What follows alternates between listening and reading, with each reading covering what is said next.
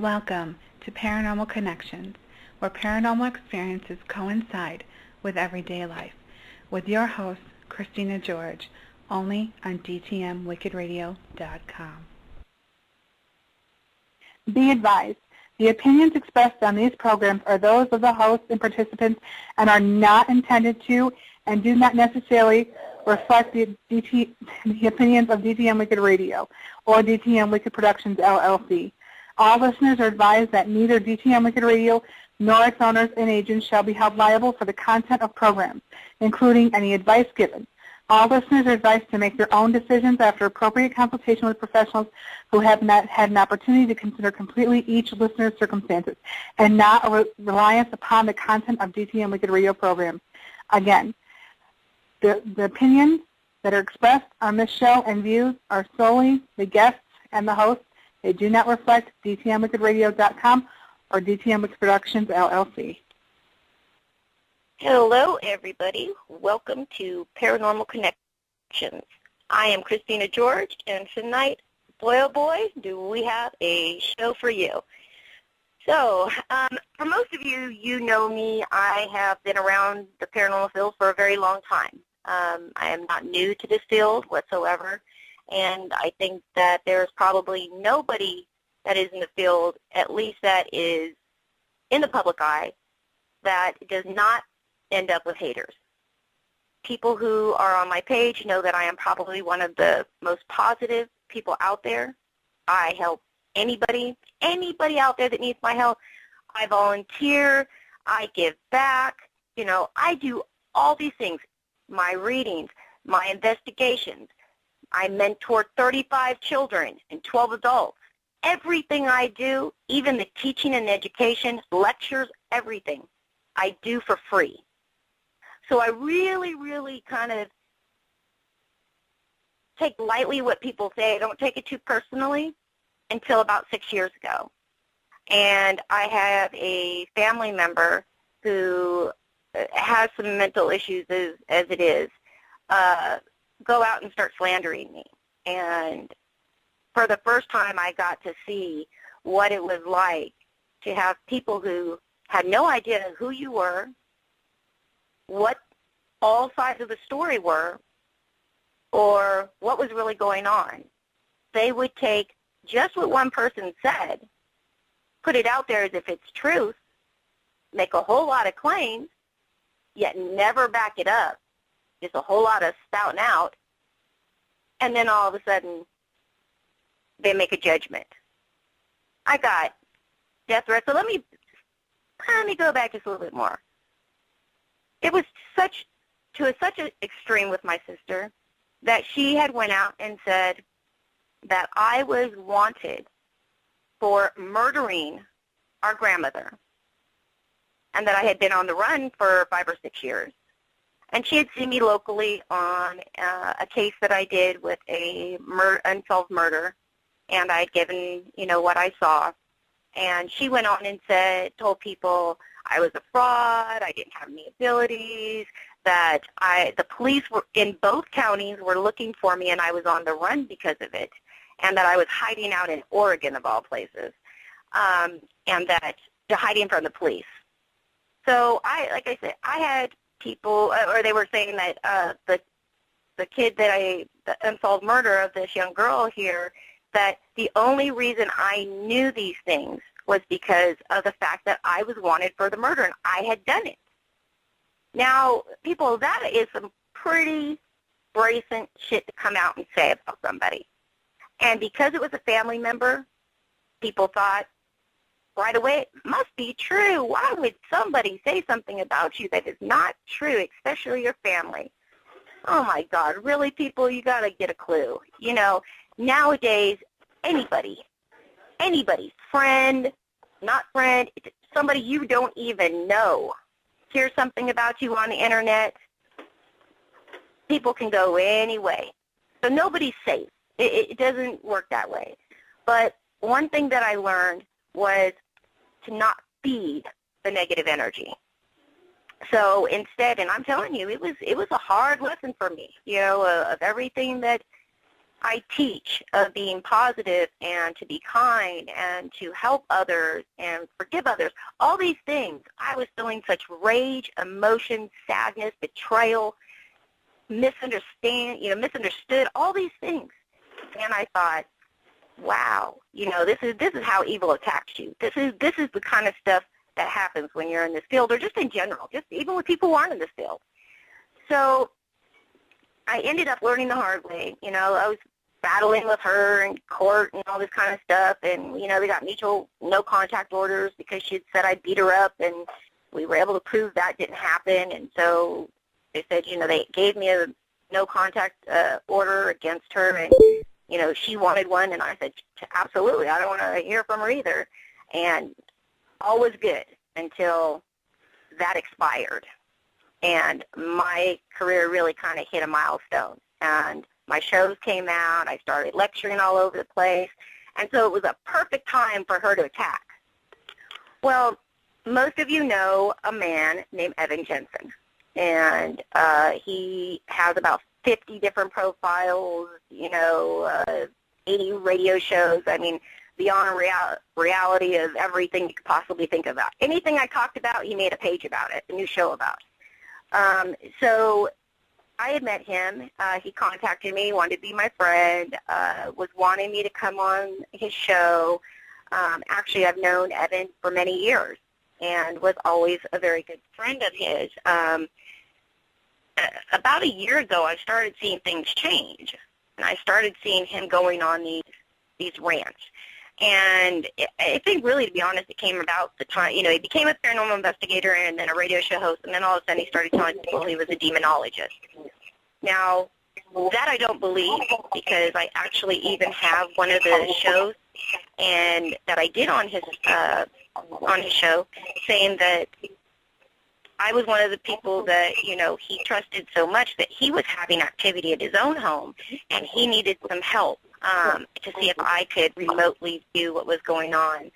And I think that I may have some people in my guests that are online. If you're online, if you don't mind muting your mic, because I'm getting a lot of feedback as I'm talking, so I think it's probably that. But anyway, so I don't know if this change has come because we started taking on private cases that were darker in nature, because for those of us who are in the field and do know that this phenomenon exists, you do know that a lot of sometimes people are affected. The other thing is that we're definitely getting feedback because I'm hearing the show. I'm hearing what I'm saying as an echo. So if somebody can mute their mic, I'd appreciate that. So anyway, I don't know if that's what's affecting him. I really don't. But what I do know is that he started to change. And he started going on these rants of people that he didn't like. And I started seeing a bunch of videos that were popping up, and he would spam all of my pages, all my radio shows, my private pages, my groups, everything. And anybody who knows this guy knows this is what he does. So he tells me that he starts posting these things, and they were some pretty disgusting videos, and I didn't find them really funny. He was making a video about a guy at the time that I was friends with on Facebook, but I actually had never spoken to him, so I didn't know him personally. But there was this video he made, and he said, there's this guy named Lord Rick Rowe, and, he's saying he was raped by a Bigfoot. And he made this whole video where he took, something, he must have photoshopped it, but he put, a Bigfoot being bent over a bench, and or a guy being bent over a bench and a Bigfoot behind him, and he put Rick's face on it. And it was saying, he probably likes to get it from behind, very, very disturbing stuff. And so that people know before I go into all of the stuff I'm going to go in tonight, I'm glad, and I asked actually my network to give a disclaimer, and I as well want to let everybody know that the views and the opinions of myself and my guest tonight I will assure you that anything and everything that is talked about tonight, there is written proof of. And anybody who's interested, more than happy to share it with you. But I kind of feel like it's getting to a point that it needs to be, discussed. It needs to be discovered. I'm being threatened. I'm being told that if I don't stop, talking about this, that I'm going to be over. My reputation's going to be done. They're going to find me. All these different things. And then went on his show the other night saying that I was on the run and I was hiding in Oregon, and how he knew this was because I started, my third show on the network, and he said that the call-in number was an Oregon number. I don't know if that's true or not, because Blog Talk just gives these out. I have no clue. But I myself call into Blog Talk, so it has nothing to do with me. That is not where I was at. I was in California, and he's got about 50 profiles that are fake that he stalks my page with, so it's pretty obviously that he knows this. So, it's strange that this is all going. But when I start this, I want to start off with, as I said, we were talking about how the Lord Rick Rowe thing started. So I saw the video, and I decided that I was going to address it. And so this is how, for everybody that's on Evan's side, because I know a lot of you are going to listen tonight, because a lot of you sent me private messages, and even Bill Manhauser asked me to come and be on his show and let me tell my side. And as I told everybody, I don't need to go on anybody's show. I'm going to do a show tonight myself. Not only am I going to tell my story, I'm going to let everybody else tell their story. I'm also going to let everybody connect the dots of how they all got pulled into this and how Evan plays his games. And then I find out right before we go on, Evan and his, peon crony Brett Watson out of Australia decided that, he's going to make another, video. And I'm so tired of getting these things, people send it to me every day. I mean, we've got over 1,000 friends that are mutual. So there's no way, I don't even bother putting anything on my page about him other until this happened. So I'm going to start with when this actually all started. This started September 19th. It was 7:51 in the evening. And I said, hey, Evan, I'm not sure the whole thing between you and Lord Rick is, but I would like to ask you not to post slam videos you make about him on my page. As a professional, I'm kind of surprised you're even doing this, but I want no part of it. I was told by another mutual friend who saw your post where you said that he was a child molester. I hope you do have proof of this, because when you're a child molester, you're on a database, and I can't find anything like that about him. I said, perhaps if you're putting this stuff like that up on the internet under any name or any page that you have, they can find that out. You can be sued big time. I'm your friend, but I think that this is going way too far. You guys are both grown men, and slandering people is never okay. I don't know the whole story for either of you, but I've received messages only from you asking me to delete him as a friend, not from him. And the feelings that I'm picking up on is that this could end very badly if this keeps up. So do you have this proof of the accusation you're putting out? Because as I said, there are always two sides to every story. And since I do have a friendship with you, I wanted to message you first and see what's really going on and why you were making and posting these videos, because I only keep seeing what you're putting out. So if I'm wrong, I want to know as well. A few minutes later, actually it's like 8:53, just started like going on a tangent. He says, first off, this guy has threatened my family, placed pics of where I live. I will never rest until he is dealt with accordingly. If you're friends with him, we cannot be friends any longer, simple as that. I have not made a video about him.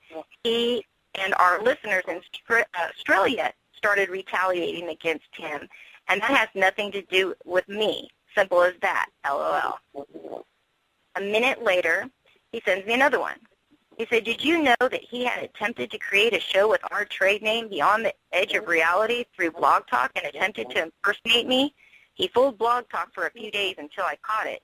Blog Talk did an investigation and found out I was right, and they have permanently banned him forever through the Blog Talk network. It's on record, provable. Also, a stalking order has been issued from the local police department here. That is proof. Now, what someone else does for me is not under my control. Slander only works when it's warranted. I took that off of what he said while he was high smoking his dope doing a live show. So is this what it is? That is proof. Let it be known. If you lash out at me, Christina, with lies and discontent, you will be dealt with me, period. All in capitals. Then a minute later, he sends me another one. All in capitals again. Other than that, I furthermore ask anyone that is his friend to delete him from their friends list. And if they don't, they are not our friends. I'll be checking your page to see if you're on his list still. Another minute later, he says, so what is the issue, I wonder? Why would you have a guy like this as your friend in the first place, Christina? How did you feel when someone slammed you? I stuck by you and even bashed that person that did that. So what's the problem here? This ass promotes smoking pot, cheating people, offers a $1 million challenge. He's on welfare, doesn't have $1 million, and is a complete fraud. That's evidence. And I responded, I said, I have no idea what's going on. He was on my friends list, but so are close to over 4,000 other people I don't know. I'm friends with you, though, and I was concerned when I heard that you were stating he was a child molester. I went to check myself, but couldn't find anything at all on that. That was what I was concerned with, so I decided to ask. That's all. Why are you so pissed at me all of a sudden? I only asked you not to post this kind of stuff on my page because I try not to have stuff like that that has to do with drama between my friends or what people are having with other people, and that I may or may not know personally because it's not my issue. I'm not upset with you, Evan, or taking sides, but that would be like me getting mad with somebody and asking you to delete, or that I'm mad at someone you know and say delete them if you want to be friends with me. Why would I say something like that to you or to anyone, especially when this is a personal issue? If he is doing this stuff, then you are doing the right thing by getting a stalking order, and do it legally. I have never done anything but be your friend, but I do say I have to delete somebody because you're upset with them doesn't make sense to me. I don't even know the guy was my friend until you told me. I have always stood behind you, but never, ever told you to get involved or post anything that I may deal with on anyone else's pages or on a personal level.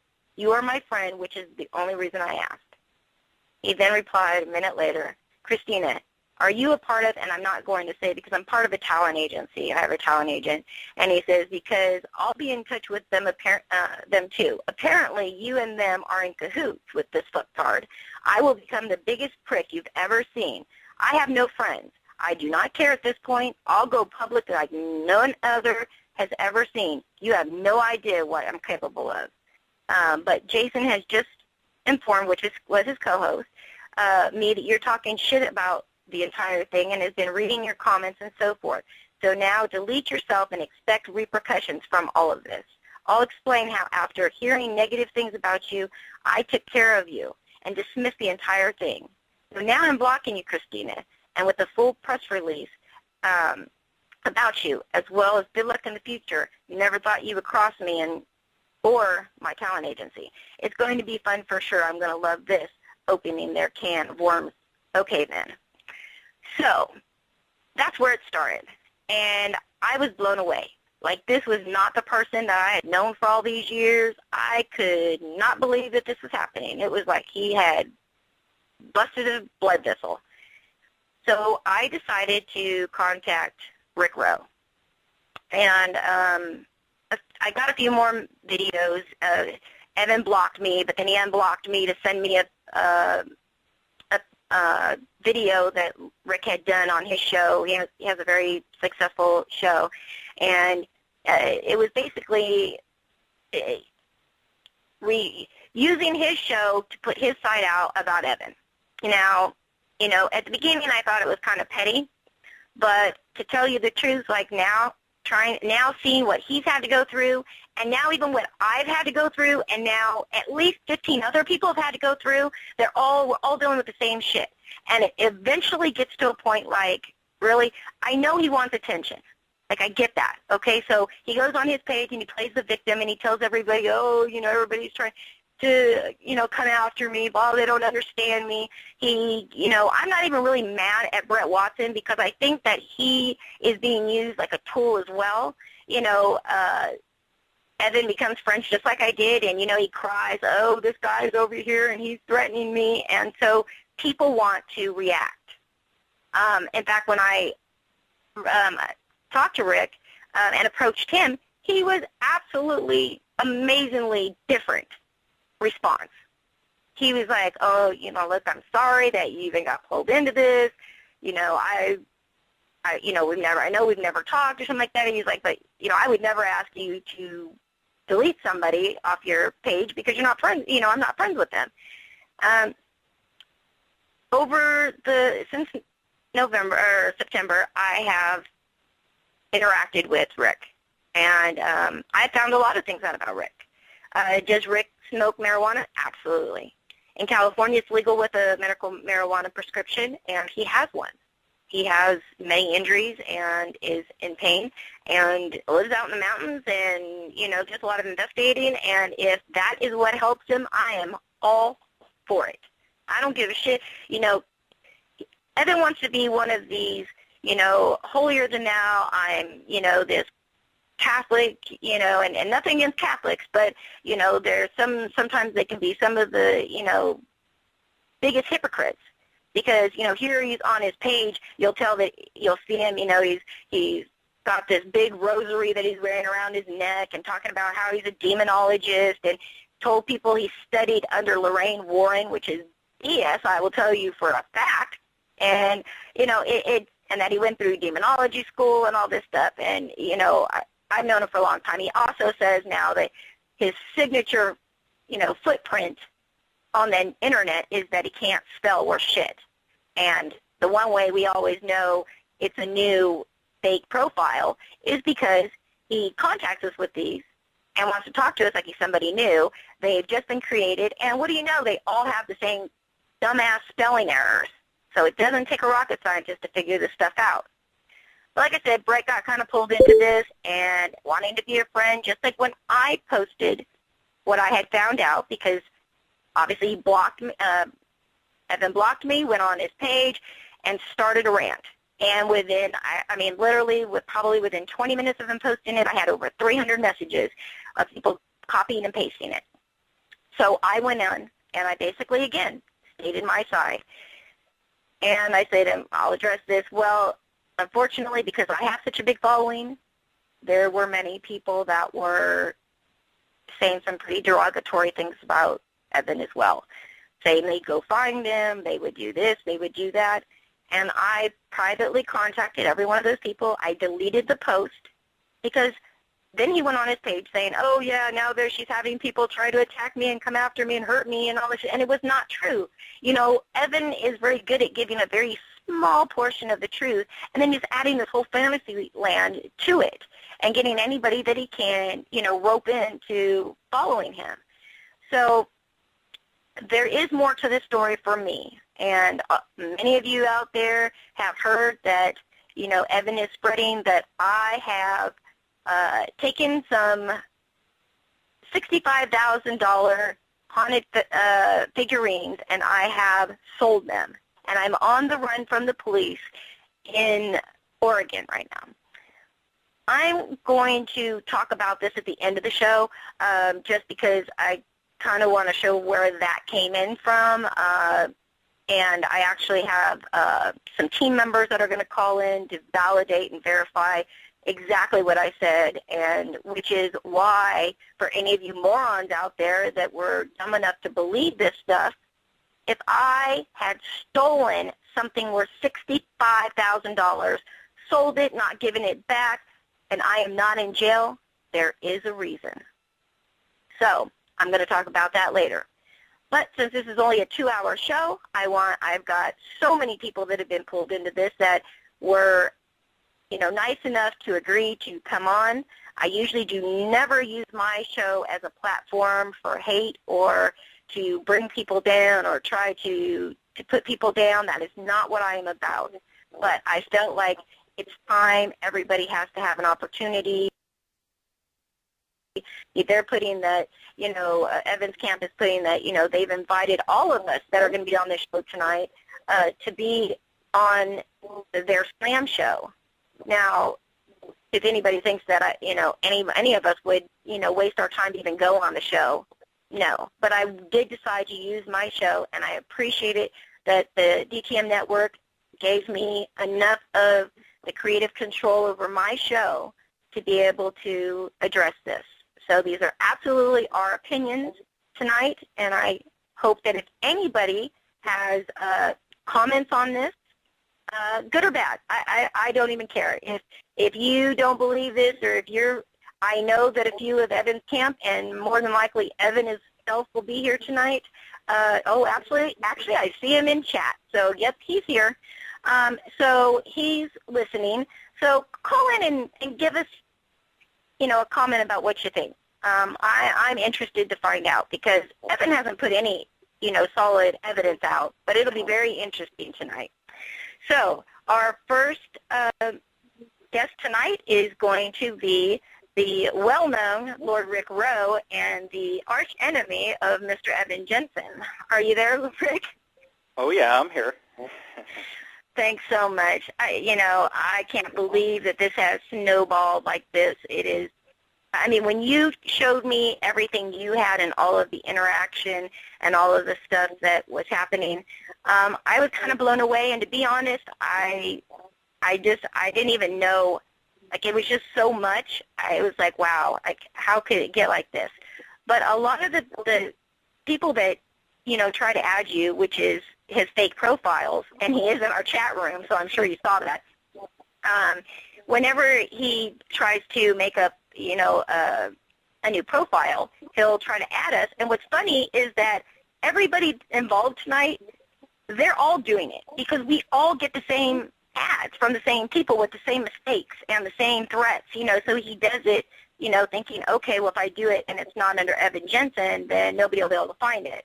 But, it's not that hard to find these things out. And Facebook doesn't really like it too much when people put up not one, but a whole bunch of fake profiles and find out you're sending threats to your family, to people's families and stuff. That's a big deal. So let's kind of go with what your situation was. How did it even come about that all this happened? Okay, well, first of all, before I say anything, let me just say to the public a couple things. A, Brett and Evan are nobodies in this field. And when I say nobody, I'm talking about conclusive paranormal evidence that you can contribute to the public that's worth discussing, theorizing, and learning from. Neither of them got paranormal evidence. So first and foremost, they have no room to talk about any of my paranormal friends, any of the people that have added me on Facebook because they're sick of his drama. I've been around for many, many years. I'll be around for many more years, even if it kills me. I personally, I don't care if people make videos, but if you want to talk about me, you better make sure you got evidence, and you better make sure it's true. Because, That's right. See, I'm a lot different than other paranormal investigators. I've given haters before my address. I said, you want to fight, we'll fight. If you want to be civilized, we'll be civilized.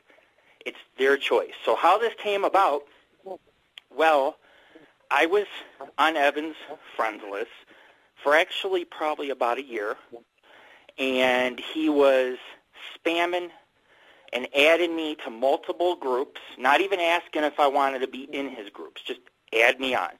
Then started spamming me his show. And I got really upset because one night I was doing a public project, and he posted his show on my page, and I responded. In the comments, yeah. I said to him, if you want me as a guest, if you want to spam on my paranormal pages, you're going to have me on as a guest. He deleted it off my page, wrote me a private letter, and said, you're a druggie, He pretty much told me a druggie, and he says, go F yourself. I'm trying to be respectful here, because if it was my show, I'd go all out. But after he told me to screw myself, he blocked me from his friends list. Now, I was not threatening him, or I was not, immature or anything in any way. I'm just trying to make logic of the situation. Our paranormal group, for every time someone interviews me, we promote them for life. We promote other groups and other shows for life. And I could have brought to his show 10,000-plus viewers. He could have got promoted for life. And he didn't want to interview me because he said I was a druggie. I don't do drugs. I would never jeopardize my children to do drugs. I know people who do drugs. There's lots of people out there, but that's not me. I'm a medicinal cannabis user. It's not a drug. It's saving a lot of kids' lives. Hemp oil, cancer patients, people with AIDS, diseases, and I stand very strong. I'm an advocate. I'm an advocate against it for it, I should say, because I believe in it, and nobody should ever knock me because of what I believe. So it escalated, all right? He went on to Worst Paranormal with his own name, and he put down there that I have dealt drugs, I deal drugs to children. Then he put down that I am a child molester. That is when, on my own show, I reamed him. And I think I did a good job of it because it's a very civilized program that I run.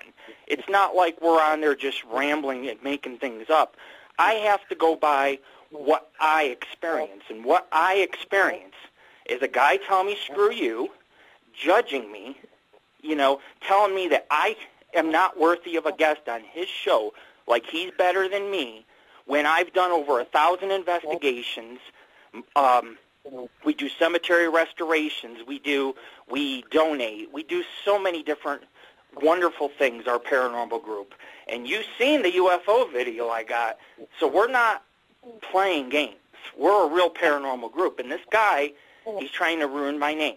It doesn't matter that I've been on television multiple times, or that I've written books, or that I've been on a guest on many shows, or I've been in the news.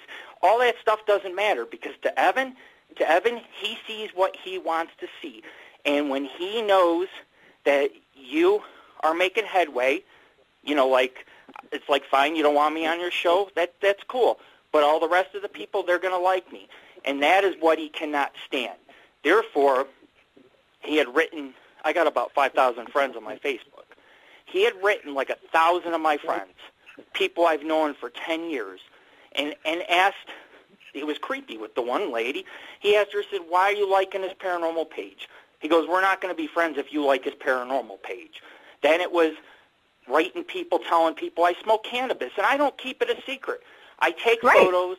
I run a page. I got a few paranormal groups that run their own marijuana pages. They're open about it like I am. It's not like I'm high 24/7. It's not like I don't know what I'm doing.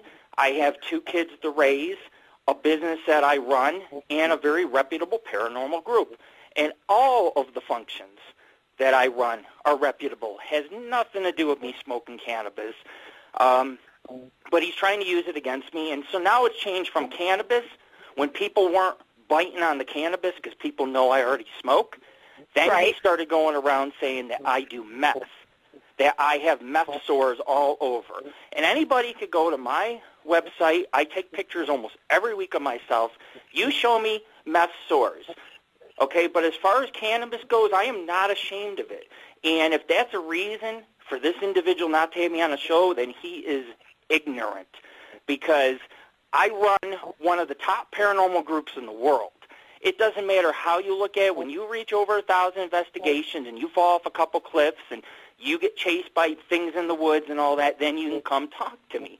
But when I see 2 amateurs in the field, nobody knows who they are. They just come out of the woodwork a year or 2 ago, and they're going to sit there and write friends that I've been friends with 10, 11, 12 years, people I've met, people I've smoked out with, people that have investigated with me.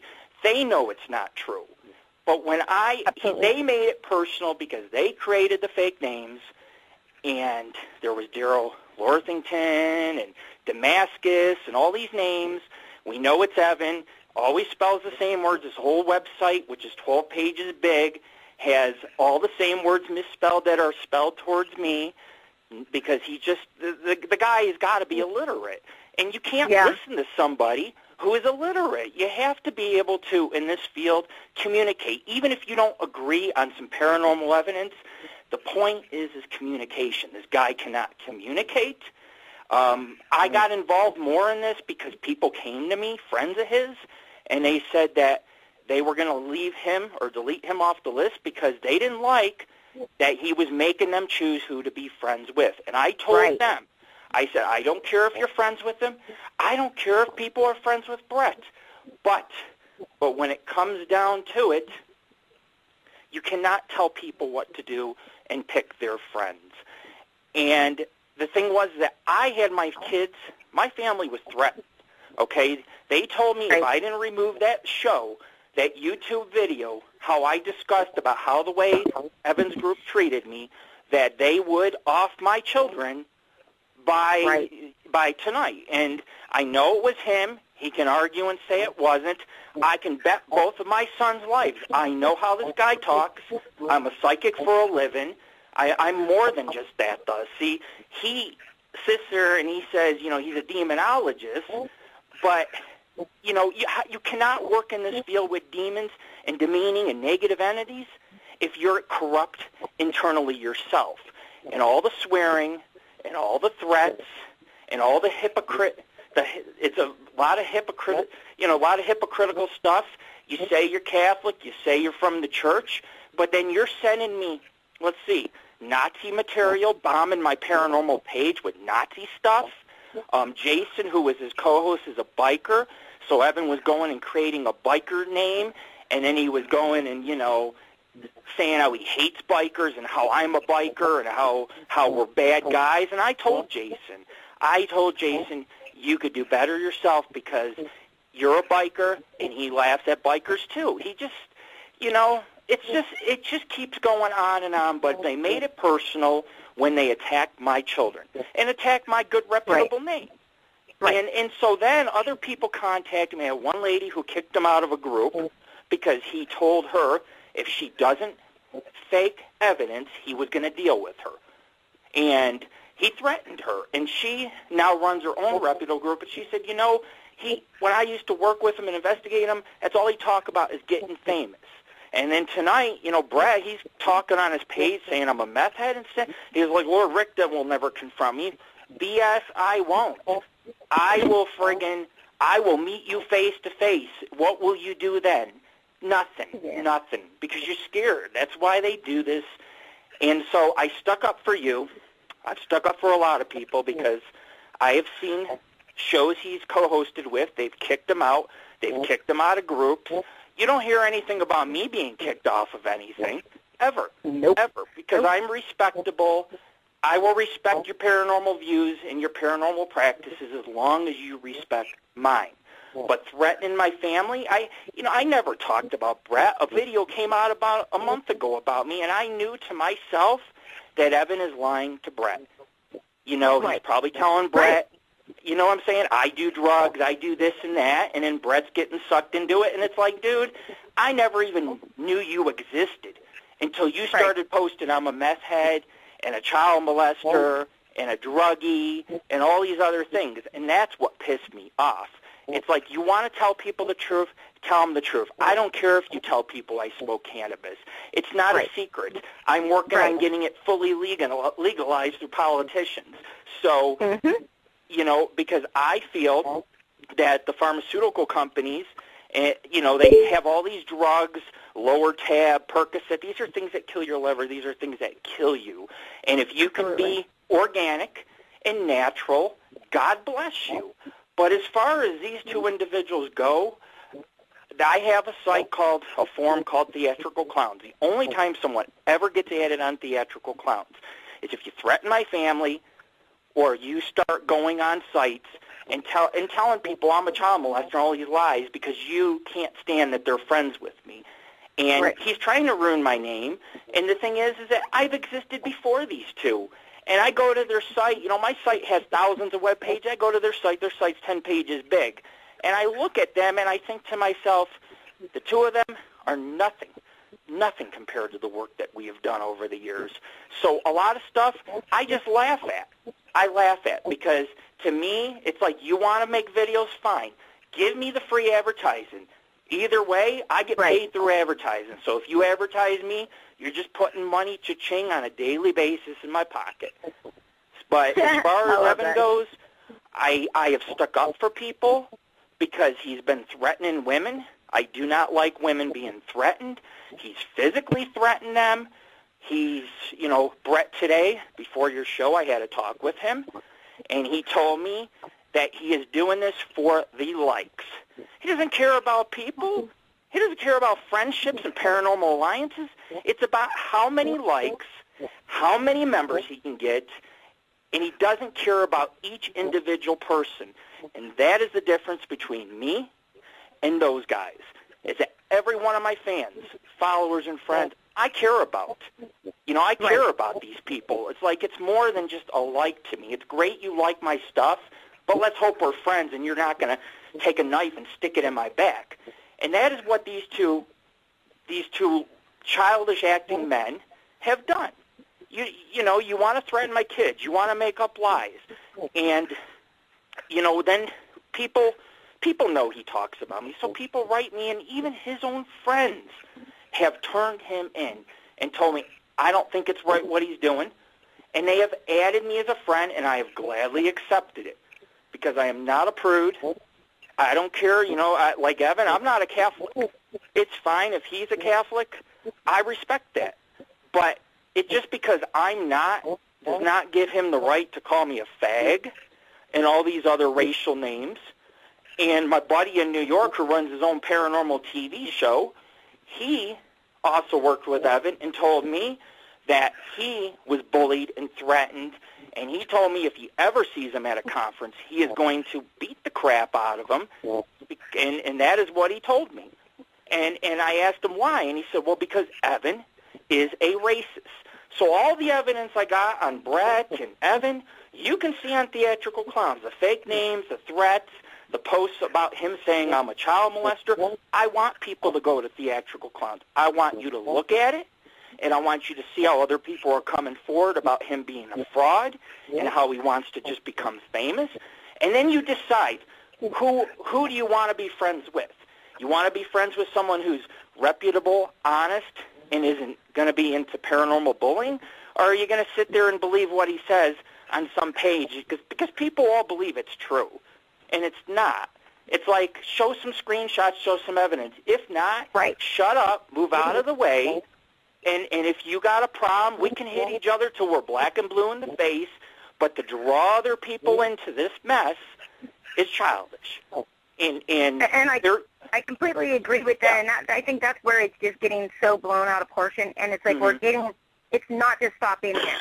And from there, it's trickled down. And so I'm going to bring in my next guest, and as well, anybody that is, you know, interested in calling in tonight, if you got a question or a comment, and as I said, you know, all of my guests tonight are willing to take your questions, and whether it's you for us or against us, this is just our side of what's going on.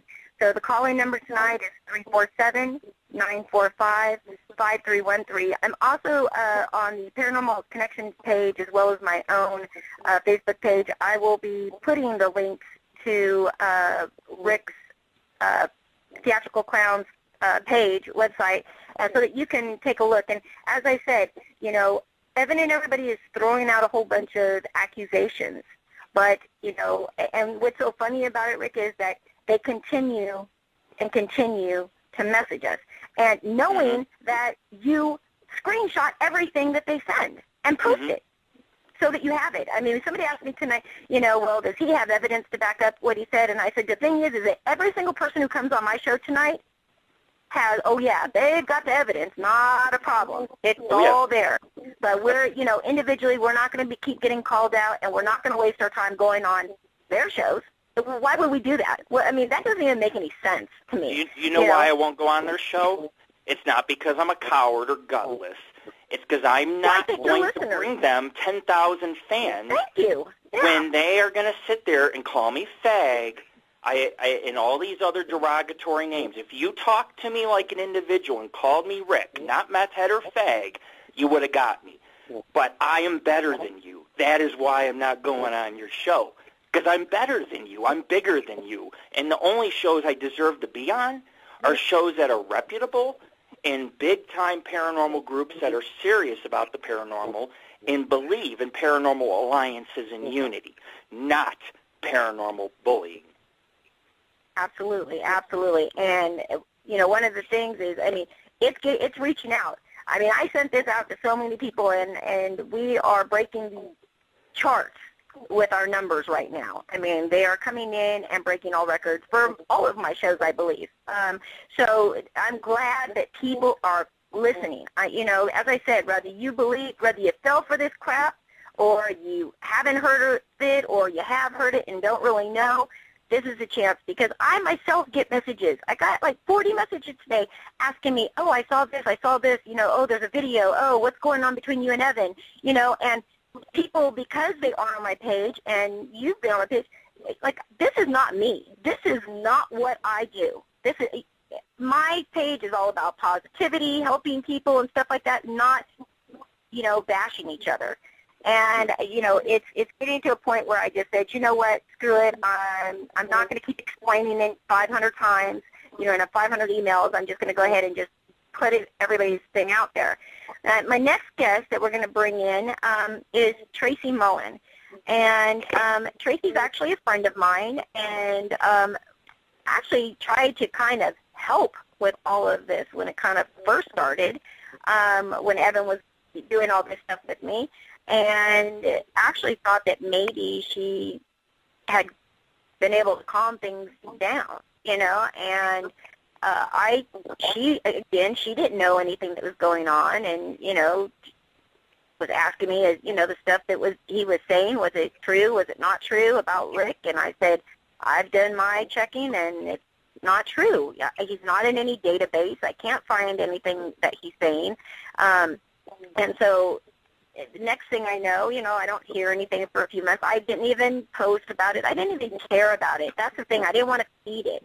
But all of a sudden, next thing I know, not too long ago, I start seeing Evan's name popping up everywhere again on my feed. But it's through other mutual friends going through the exact same crap that you and I have been going through. So I got a hold of Tracy, and I was like, what happened? You know, and I'm going to let her come on and talk, but she is so completely, I don't even know what their issue is, other than the fact that she maybe stands up and isn't going to put up with anybody bullying her, because as from my messages that I read to you from Evan, you see the type of person he is. He threatens that you do it or else, and he said, I will not rest until I have retaliation. So he'll say anything. So, Tracy, are you on the phone? I'm right here, baby doll. Hey, Rick. Hey, hon. Hey, Tracy. How you doing? Outstanding, guys. Thank you very much. You know, I think this is a really great show, and, you know, it just goes to show that, I mean, you never really know who anyone is. I mean, yeah, we've all got a ton of friends. We think we have a friend. We do what we can to try and smooth things out, try to stick up for somebody, you know, and this is pretty much how it started going, you know, between me and Evan. And some of his shows, hey, they were actually great. And listen, I'm going to start off first by saying I have absolutely nothing against Brett Watson. He can post all the videos about me that he wants. Personally, to me, you know what? At least he's picking really cute photos of me. You know, I'm a really down-to-earth person, and the only time I really actually step up is when you mess with my family. And you know, it's not so much about me. It's, you know, it is what it is. You're always going to have someone who doesn't like you, or, you know, who thinks you're this or thinks you're that. It's got nothing to do with that. Anyone who knows me knows I go out of my way. I do a lot of charity work, especially in the paranormal field.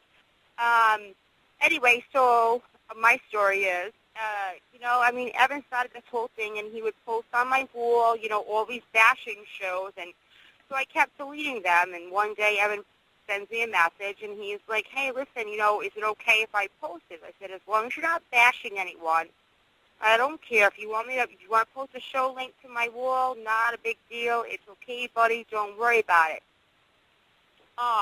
And then he was just constantly attacking people, and he's like, oh, you have to delete this person, you have to delete that person. I'm not about to do that. I don't know everyone. It is what it is. And, anyway, so one day we're talking. He's looking for some show guests, and my fiance, he was like, I'll do a show. He's your friend. Not a big deal. I'll do one, babe. Don't worry about it. So we set up the whole thing, and my fiance is going to do a show, and Evan contacts us at the last minute and says, hey, listen, I have to change the show time. We're like, hey, listen, we can't do it because my fiance works third shift. So by that time, he would have had to be in work by the time Evan wanted him on his show. Instead of saying, hey, no problem, we'll reschedule, he starts to bash my fiance. Hey, great attitude. I can't believe you're doing this to me. I got to find someone at the last minute. And I'm like, hey, that's not cool. Very unprofessional, dude. So I'm going to have to call you out on that. And so now because I step up to the plate, I'm like, I had enough. Like, I've heard enough. I've seen enough between Rick, between you, between everyone else. I'm done. I'm tired. There's enough heat in this community to begin with. Do we really need me more? Absolutely not. So when I stood up to the plate and I was like, listen, that's not cool. You ain't doing that, so I'm calling you out. End of story. Mm-hmm. I'm not weak by any means, and I'm not afraid of shit. So once I do that, they start bashing me, calling me out, telling me, I'm this, I'm that. I've slept my way up the paranormal community. I did see that. I know. You know what? I mean, for my you need an award. Status, I am so happy that Norman Rios calls me every day. Wow, my status. Anyway, so he started doing these bashing videos. You know what? Hey, you do what you got to do. Whatever gets your rocks off. I didn't have to buy my wife. You know what I'm saying? So that being said, it is what it is. I am like the most mellow, chill person. I've got a ton of friends. I like talking about all different random sort of things besides just the paranormal. And so now he wants to tag me and tell me I need a leash and a muzzle on my mouth. I'll tell you what, you slimy little shit. You bring a muzzle and a leash to my house right now because I swear to God you will not walk out my front door, you. Ooh, I can't. I promise I won't. Anyway, so what happened was I then, now that I started seeing all this hate, and I'm not a preacher of hate. I'm just not. I'm not one of those people. No, that's what's so funny about this in a way, though, Tracy, because even when I was going through everything, you were there to, he'll go away. Don't give him don't give him any energy. Just, stay focused and, what can he do and all this kind of stuff. And, you are that way. But, boy, I'll tell you, he really picked all of the wrong people. If he was really going to go after people, he should have stayed picking on the people who wouldn't say anything and stand up. Because between all of us. Yeah, well, then he sent this message to my fiancé. Actually, his little drone did. And again, I'm not mad at him because he doesn't know any better right now. Right. But he will find out soon enough that we're all right, and that's cool. And then I'll shake his hand and be like, hey, it's all good. But so they send my fiancé a message and like, oh, you want to mess with me? You want to mess with Evan? It's on. I'll ruin you like I've ruined Rick Rowe and Jason Piper. So what did I do? I contacted both of them. I said, hey, listen, not for nothing, but, let's talk this out. Does he have any proof? What happened? What's going on?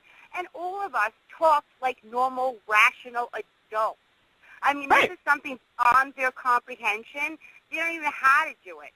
They sit here and they call me all these, all these names, they make up this stuff that they have no idea what they're talking about. You know, if you want to talk to me, step foot in my house. Step foot in my house. Absolutely. You know, Absolutely. You know what? At least friggin' have a stack, dude. At least have a stack. But you have no stack. You're an internet tough guy who sits around probably friggin' jerking off while you're friggin' writing half of the shit. I'm sick of it, and I'm done, and I'm not going to be silent. So you, Evan Jensen, can suck my nutsack. Okay? How about that? And well, if you don't have it, that'll be the next thing about you, Tracy. He'll make a video with you with the nutsack. So watch out. You know what's coming now. Tracy, let me tell you something. You should never feel bad that they make videos, because to me it's an honor. It means that they're totally in love with me. They can keep making videos. If they want to post videos of me smoking pot, I'm cool with that, because everybody knows I'm a chill, cool guy. But you know, it's not the first time I've had to put people in their place. I have put people in their place. I have shut down paranormal groups. I don't want to have to take that route, but as Tracy said, when you start messing with the family and you start messing with your friends, it becomes to a point where you have to do something. You have to. Right. If you have a problem with me, take it up with me. Don't try to drag half of my friends and my family into it. If you have an issue with me, be a man. Have a stack. Come to me. Don't be freaking going around the bush and freaking hiding like a little fucking. Oh, sorry. It's okay. We can say what we want. We're not censored. It's all right. Do we have a buzzer?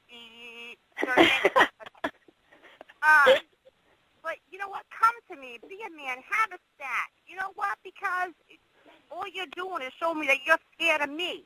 And that's cool. That's great with me, and that's fine. But we have so much else going on. You know, and Evan Jensen thinks that he's like, oh, well, come on the dark side. Dude, go on the dark side. I've already had cookies there and milk, okay? Seriously? Come on now. You know, I mean, who would though? Who would do that after you have gone on and you have just trashed people to death, right? And before it was all of us individually. But now that because we have all gotten together, you know, and we've all talked, and so many people are reporting the exact same things, it's like, okay, wait a minute. Like, enough is enough. You know, some people, yes, are still very scared, and they don't want to come forward. They don't want to say anything. But those people I can't do anything about. Because this was a personal battle for me, and I wasn't going to even waste my time on it. But he's really coming. Every month I'm seeing, or actually now every day, I'm seeing him become more unstable and more unstable. The things that he's putting out are more irrational. One day he's quitting his show. One day he's leaving the paranormal. Then the next day he's back with the vengeance, and he's at it again. And then he's got 15 more fake profiles, and he's trying. I mean, to put that amount of time focused on one person is a lot. But he's got about 15 going right now, all at the same time. I forgot about that. Yeah, then he sends me this friend request from Bonnie Smith. So I hit the about section, and to look at the timeline, and there's all Beyond Reality, and there's Evan Jensen's photos, and he's like, hey, honey, how you doing? Hey, honey, how am I doing? Then he goes and tags a bunch of my photos so that he can use them for his video. I'm sorry, I was born at night, but it wasn't last night. So, then I started talking to Rick and Jason and to Jerry and to a bunch of people. I mean, I've had at least 100 messages today of all people fully supporting everything that we're doing right now. So please, everyone know this. When you do speak up, it might be a little tough in the beginning to open up your mouth and stand on your own 2 feet because you might be a little nervous, but know this.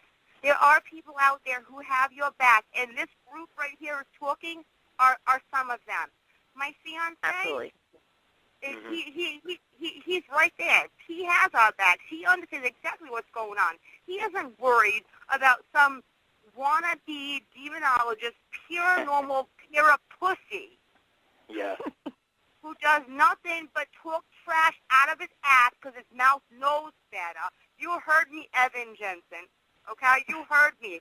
So here I am calling you out again. Okay, you thought I was going to be quiet and I was shut up? Oh, darling, you were sadly mistaken. Let me just say something. Go ahead, Rick. First of all, for those that are scared of Evan or Brett, A, I will always have your back because I am a pillar in the paranormal community. And B, I can tell you right now, everyone, that these two men are very powerless. Powerless people threaten children and threaten women. That is what these two individuals are doing. They're threatening women. They're threatening my children who have nothing to do with this, and they're talking shit online. And if they did less talking and they did more paranormal investigating, they might actually be respected. But people that talk trash talk and have no paranormal evidence have absolutely no place in the paranormal community. Amen. And that is my point. Mm-hmm. Amen, brother. Absolutely. I'm gonna have to and that is, well, that's so true. And, and the thing is that all of this stuff that he is going about saying, has nothing to do with anything, paranormal. It's not about our research or anything. This is all personal. Like, this is what he's looking for. On his radio show, Christina, and to see that he has proof that you are now a suspect in X amount of different murders. I mean, seriously, come on. And the thing that's so funny is that anybody who listens to my show, anyone who listens to my show, okay, because once again, just like Rick said, this is something I have talked about on my show for the last couple of years that I've had the show. If you go on and you Google me, I've got a couple hundred pages of, interviews on other radio shows and conferences and things that I've done in the field and all of these different things. But right at the top, at ripoff.com, my sister decided to go and post that. Now, I tell people all the time, I've told people for years about this, that my sister had said all this. She was saying 6 years ago the police were after me. I was about to be arrested and all this stuff. I finally, like I said, I put all the evidence out there. I put the paperwork they were saying that there was an arrest warrant for me here in Sacramento and I was on the run. I went to not only to the Sheriff's Department, I went to the Department of Justice. My sister said, the police department doesn't write a letter, because I said, I got a letter stating that, my record is clean and I am not wanted in the area or statewide, right? She says they don't give any such thing. Who would believe that, right? So, once again, I don't feed this stuff. I don't respond to it, but I finally had enough. So I went on and I posted, the paperwork from the DA's office in Napa saying that, I was never under suspicion of doing anything to her. A letter from the public guardian's office to my sister herself explaining what happened to my grandmother. And I was nowhere around. I'm, an hour away. But she tried to tell people I was seen running from her room. And then when they found her, I was trying to steal a rosary from her. And I beat her and she fell and had a brain bleed. And so they took her back and she died. And what's crazy about it is this same sister who says all this, there was a restraining order against her. She couldn't even be around our grandmother because things kept happening every time that she would see her. And so there was actually a restraining order that got put. And so when my grandmother passed, I was with her. I was there for 2 days holding her hand until she took her last breath and I helped her cross over. So I don't give a damn what she puts out there. I put the letter from the DA's office and from the public guardian's office and the letter that went directly to her to show people it was a bunch of BS, right? What did she respond with? They're all in cahoots in Napa. All the sheriff and everybody is all in cahoots, and I got the public guardian fired and everything. Once again, crazy people can make up a whole lot of shit, and just because they say it, people think it's truth. It is not true. Believe me, people, especially nowadays, if the police want to find you, they can find you. Unless you go off the grid, they can find you, believe me. Hell yeah. And especially not for one murder, but two. And the crazy part about it is just a few months ago, the investigation that I had done and the reading I had done and the TV interview about the murdered girl here in town or in the area that I did, and that she said that I was involved in as well, I had done, and they were looking for me as well. I had said that it was a guy, you know, between 18 and 24. I described him. I gave a lot of information to them. Funny thing is just a few months ago, one of my girlfriends posted on my page, "You got to see this."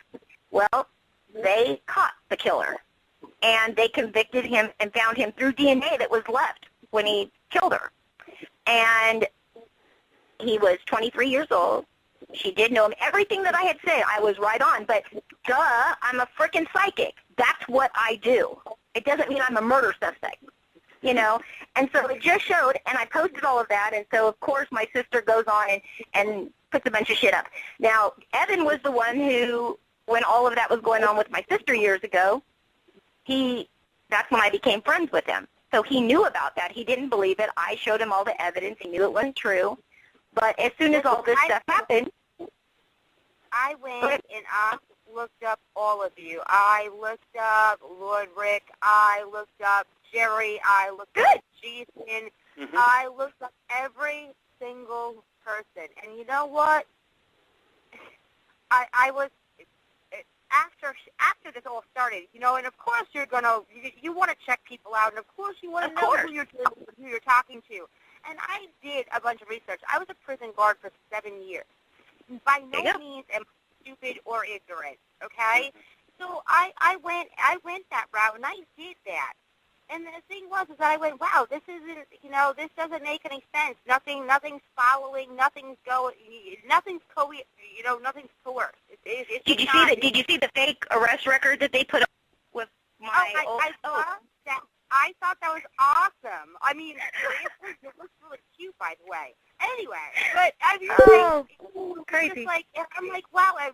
At what length do you have to go before you decide that you're disgusted, you've had enough, folks? Right. This is the point where you decide that you're disgusted and had enough. You either stand up or you shut up. That's all there is to it. So, and again, I'd like to apologize to the people in the chat room right now because I know that I've been getting some questions asked to me. Christopher, just to let you know, I'm not ignoring you. I did see that, and the thing is, for some reason, my chat is completely frozen, so I can't get back to you. I don't know why people act this way. I don't know why people do the things that they do. All I know is that, you know what, stand up. Be truthful. Say what you have to say, and do not worry about what happens afterwards. As long as you're speaking the truth, you don't have anything else to worry about. So rock on with that one, man. All right? So. Absolutely. Well, and before we go any further, we were talking about, you know, the next guest, which is the next link to all of this. But once again, he has nothing to do with any of this. He's just another victim of Evan's bashing.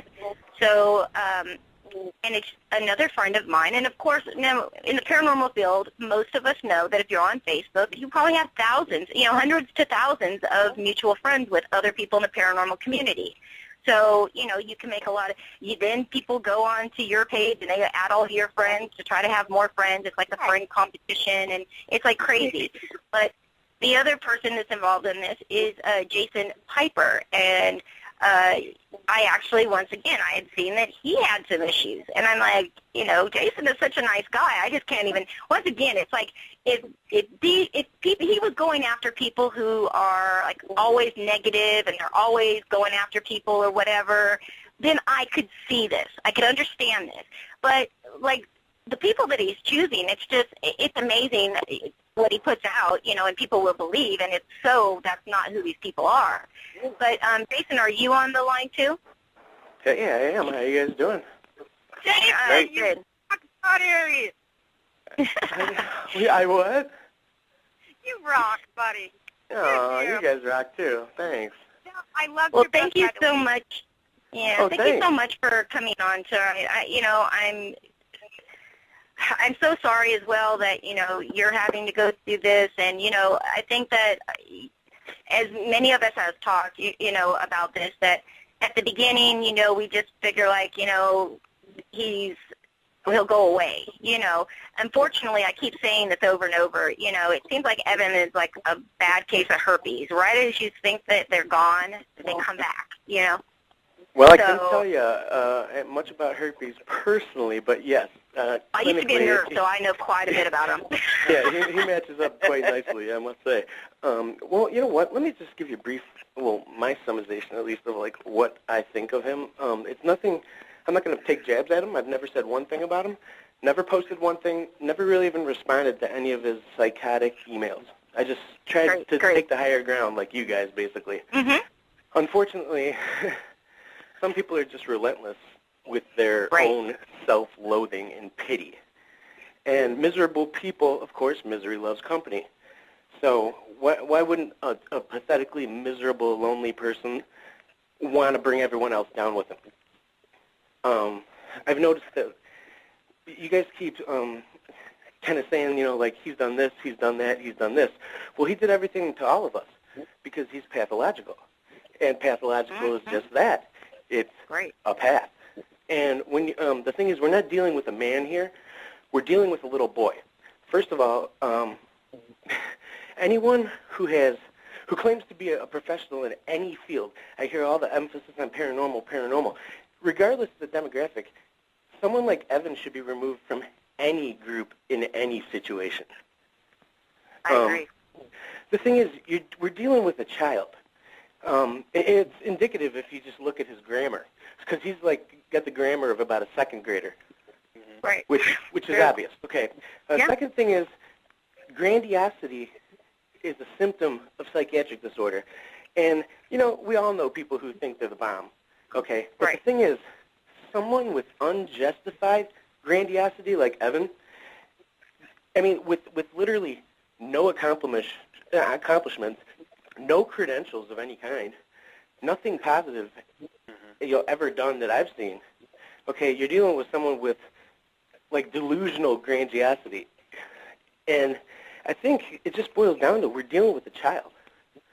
Everything he's done is so childlike. We're basically dealing with like Chucky, like a psychotic child. And it doesn't matter. Well, what's funny right now, I don't mean to cut you off, but I just found out that Evan is streaming my show live on his Facebook page. So that just shows you, what his ego is and just exactly what you're talking about, Jason. But what he doesn't understand is that he is now broadcasting to every single one of his friends on Facebook, and they're getting to hear everybody else's side of what's going on and seeing how he keeps doing this to everybody and choosing people for all different reasons or connecting them because they won't do what he says or whatever. So he doesn't even comprehend that he's screwing himself over worse and worse each time that he does all this stuff. Children, once again. Children, how many things, we make tons of mistakes, and you got to learn from them. If you don't learn from them, eventually you'll grow into someone like Evan. You're supposed to learn from your mistakes when you're younger so you grow up to be a productive, good person as an adult. Well, something in Evan's life clearly has kept him in this psychotic, childlike state, and he's crossed the line now. Now he's messed with people that he shouldn't have messed with, and I've already taken legal ramifications against him. I'm sure you have. I'm sure a number of you guys have. Today. Absolutely. And because my whole family runs like the legal system here in Chicago in the suburbs where I'm at, and everyone in my family is either a judge, a lawyer, or a court reporter. So it just happens that I have pro bono legal work. So he just came across someone with me, in this case, that will sue him and that is suing him. So, my friend's a cop. The thing is, but the problem with that, though, Jason, is, and, he said it to me, personally, and he's also put it on his page because somebody sent me a screenshot of his page, and he had said, that he doesn't care. He doesn't care. That's actually what he's craving. It's kind of psychotic. Like he wants the attention so bad because he said on his page, they're threatening to sue me. Nobody will follow through because he doesn't have any assets. He has no money. He has no nothing. He lives in an apartment. Like he has nothing. And the thing is what he doesn't understand is I don't want any money. I don't need any money from him, not whatsoever. It's the principle of it. It's the principle. And you know what? You can. I'm not going to spend $30,000 to go to court and do it that way. But as I told you, small claims is a very, very good way to prove defamation and libel and slander. And with enough people behind you to show that, you know, it's happened over and over, oh yeah, you can still get a judgment, you know, up to $5,000 that will stay on hold forever, so he'll never be able to have anything. But on top of it, you can also get a protective order. And with all of the threats and all of the things that he said he's done, and now that he's gone live on his radio show and he put the stuff out about many of us saying that it is absolutely true and he has proof. Once again, when you listen to the rantings of other people, and just that goes out to Brett and everybody else that believes Evan, you have to be very careful of who you believe, because as people are seeing right now, he does the same thing over and over and over. So he tells people the things over and over and over. And my final guest, you know, after you, Jason, we're going to have Jerry Williams come on in to the show, and he actually was a friend of both Brett and Evan, and was actually on the show and was invited to go and do a slam show about all of us. And thankfully, he did a little bit of his own research as well, found out that it was a bunch of BS and called him on it, and now he's on the hit list. So, you know, it kind of shows a pattern. And so I invite that even if you weren't, you know, you don't feel strong enough, because I know for a fact that there are some people that are listening to my show tonight who told me they were going to listen because they supported it, but they were afraid to come forward because of everything they've already gone through. And tell them, you know, I'm providing links. There is an FBI cyberbully link now because of all of the, you know, I guess pretty much because of all the children that committed suicide and all the bullying that goes on. But it's one thing when you're just, you know, talking about people and giving facts or things you can prove, but it's a whole nother level when you are threatening people and making up Facebook, you know, fake profiles and stalking people and threatening them through other names and stuff like that. Like, that's serious. Now, did you end up with a lot of people trying to contact you as well with fake profiles? Oh, me? Yes. Oh, absolutely. But it's like you. I have probably 200-300 people that send me every single possible thing that he posts about me, and I just send it right to my cousin, who's my lawyer. And it's funny, you talked about proof. Do you mind if I tell you really, really quick about the horrible thing that I did that triggered Evan's temper? No. Oh, yeah, absolutely. Okay, so here we go. I was on his show. I guess you'd call it a show. And supposedly him and a couple other people on that show said, oh, that was the highest rated show, or, you know, we had a great show, whatever. But so he said, hey, would you donate 2 of your books, and I'm going to have a giveaway on my show. And then I go, absolutely. I was in the middle of a 100-book giveaway. I bought 100 books out of my pocket, packed them out of my pocket, and shipped them out of my pocket, just to my fans and friends and other people. So I'm like, yeah, no problem. I've still got about 10 of them left. I'll throw in 2 of them, you know, for your raffle. And I sent them out, yada, yada, yada. Next thing you know, both his listeners are saying they didn't get the books. And I didn't put tracking on. I've pretty much never put tracking on any of my books because no one's ever not got them. Mm-hmm. And I found it really weird that I shipped out actually close to 110 books, and the only 2 people out of 110 people that didn't get them were both his listeners. Okay, so I'm telling him, I'm like, Evan, I sent those out, you know, like a week ago. And then it turns into he starts threatening me a little bit, and I kind of threaten him back, you know, hey, don't threaten me, buddy. You're barking up the wrong tree over here. Right. And then I go, okay, let me go through my receipts. Okay, let me just see, because one of his listeners was from a really obscure town that I specifically remembered sending the book. It's Milford, Florida, okay? It's a place in Florida I've never heard of, and I'm pretty damn good with geography. So I'm digging through trying to find, you know, literally stacks of receipts trying to find this lady, and right toward the end, I find one of them. The one lady who mind you, started slandering me oh, Jason Piper's a liar, boycott all his books and his new books that are coming out, he never sent this book, and yada, yada. He got her slandering me, he got the other chick slandering me, and then poof, I produced a receipt. Not only that, I forgot that he was so sketchy that I was kind of sketched out at the post office, so when I signed the books, and I took pictures with my camera phone of the signature and of the receipt. And then what happened was I got a new phone, so I just shuffled that phone off in a drawer, but I started digging through it, and I'm like, I have actual pictures of this book's signature at the post office. I have the receipt picture. I have the physical receipt. So that's when I think I started, you and me were kind of talking about it, because I posted them all over. Hey, look, this is how much of a liar he is. I've got rock-solid proof that I sent this out to that lady. And and then that's when he just kind of quit talking to me and started slandering me in those videos and all that childish crap. So the thing is, I didn't do anything wrong. And if you look at the date of a lot of the slanderings, and if you look at the receipt, I sent that book out literally immediately after the show, contest thingy, and immediately after he sent me the receipt, I think the same day I shipped out both those books. So I know for a fact I got them. I know they're full of it. And that's the proof that is like, kind of at the top of my folder at the lawyer because, as you know, slander, libel, they all fall under defamation. And, if you can prove you lost money or just, have been hurt in any way in a business aspect. Another thing is he had the nerve and / stupidity, I might add, to copy my copyrighted images that I own. He actually took images from the front and back cover of my book and slandered me all over in his own name. Now, if that's not the stupidest thing anyone could do, I don't know what it is.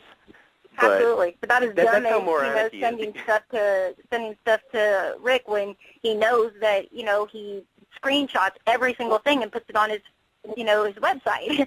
And I mean, that's the thing.